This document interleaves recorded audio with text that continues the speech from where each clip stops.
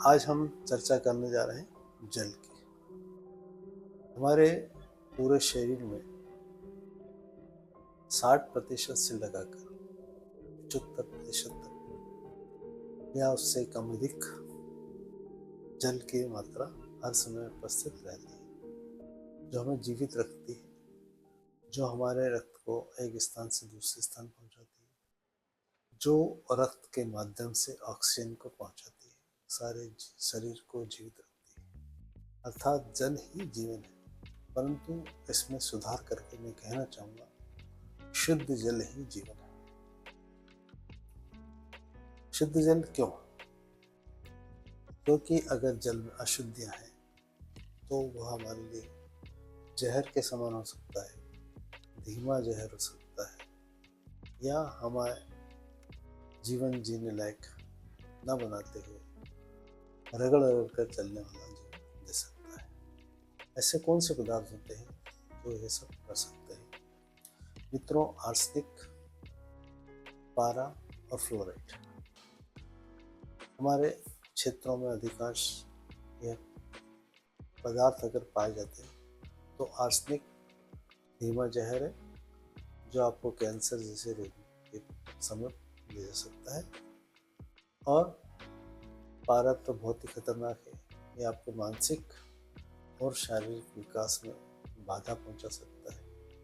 वहीं फ्लोराइड जो है, अगर निर्धारित मात्रा जो होती है 1.5 उससे अधिक होगा तो ये हमें रोग पैदा कर सकता है, हमारी हड्डियों में विकार पैदा कर सकता है, और इसका वर्तमान में कोई इलाज भी नहीं, दांतों को पीला कर सकता है। इस प्रकार हमें इस बात की ओर ध्यान देना होगा कि हम जो जल पी रहे हैं वह शुद्ध है या नहीं। मित्रों, जो जल नगर में प्रदाय किया जाता है, जहाँ क्लोरीन का उपयोग किया जाता है, वहाँ अगर नगर निगम के कर्मचारी आते हैं और आपके नल की पानी की जांच करते हैं और उसमें 0.20 ppm पार्ट्स पर मिलियन मात्रा में क्लोरीन उपस्थित है, तो यह पानी कीटाणु वायरस से सुरक्षित है। मित्रों, इसके अलावा आप देखेंगे कि अगर पानी जो है भारी है, जो आपके बर्तन है उसमें सफ़ेद जम जाता है, तो उसमें खारापन भी हो सकता है। इसको पीने से भी आपको खारापन की एहसास होगा। मित्रों, इसके बाद चलते हैं कि इसमें कचरा भी हो सकता है, और कुछ ऐसे पदार्थ भी हो सकते हैं जो तैरते हैं, जो उसको मटमैला कर देते हैं। इस मटमैलेपन को दूर करने के लिए हम लोग फिल्टर का उपयोग कर सकते हैं। मित्रों, फिल्टर में भी हमें 2-3 प्रकार के फिल्टर मिलते हैं। एक केवल फिल्टर होता है जिसमें केवल पानी छान लिया जाता है, इससे जो तैरने वाली अशुद्धियाँ हैं वो दूर हो जाए।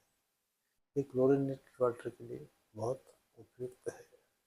परंतु कई बार रास्ते में अगर किसी कारण से पाइपलाइन टूट जाती है तो वह गंदा पानी खींच लेती है। अगर क्लोरीन की मात्रा न हो तो यह पानी दूषित हो जाता है। इस दूषित पानी को यूवी या अल्ट्रावायलेट रेस के द्वारा शुद्ध किया जा सकता है। अगर आपके पास अल्ट्रावायलेट रेस की अगर प्यूरिफायर नहीं है तो इसका दूसरा हल है, आपको पानी को उबालना होगा। पानी को कम से कम 20 मिनट उबालना आवश्यक है। मित्रों, अब आते हैं इस बात पर कि अगर हमारे पानी में TDS यानी टोटल डिजॉल्व सॉलिड डिजॉल्व है वो कितना है। अगर वह 150 के अंदर अंदर है तो यह एक अच्छी बात है, आपको पीने में स्वाद में अच्छा लगेगा। परंतु इसकी मात्रा अधिक होने पर यह आपको भारी लगेगा और हो सकता है इसके कारण आपको पथरी जैसी समस्याओं का सामना करना पड़ सकता है। मित्रों, इसको दूर करने के लिए हमें आरओ इस्तेमाल करना होगा। आरओ के माध्यम से हम टीडीएस कम कर सकते हैं। तो ऐसा आरओ आपको उपयोग में लाना चाहिए जिसमें टीडीएस भी कम हो, अल्ट्रावायलेट की भी सुविधा उपलब्ध हो। इस प्रकार आप अपने पानी को शुद्ध कर पाए। मित्रों, अब चलते हैं होम्योपैथी की ओर। अगर कहीं आपने थोड़ा भी खराब पानी पी लिया, थोड़ा सा मतलब एक घूंट भी अगर खराब पानी पीने में आ गया है, अब आपको उसके कारण पेट में कुछ इसी प्रकार की कुछ गड़बड़ लगती है, तो होम्योपैथी में इसके लिए एक दवा जिंजीबर मदर टिंचर है जो आपकी मदद कर सकती है। इसका प्रयोग करने से शुद्ध पानी पीने से होने वाली बहुत सारी समस्याएं हल हो जाती है। धन्यवाद। नमस्ते।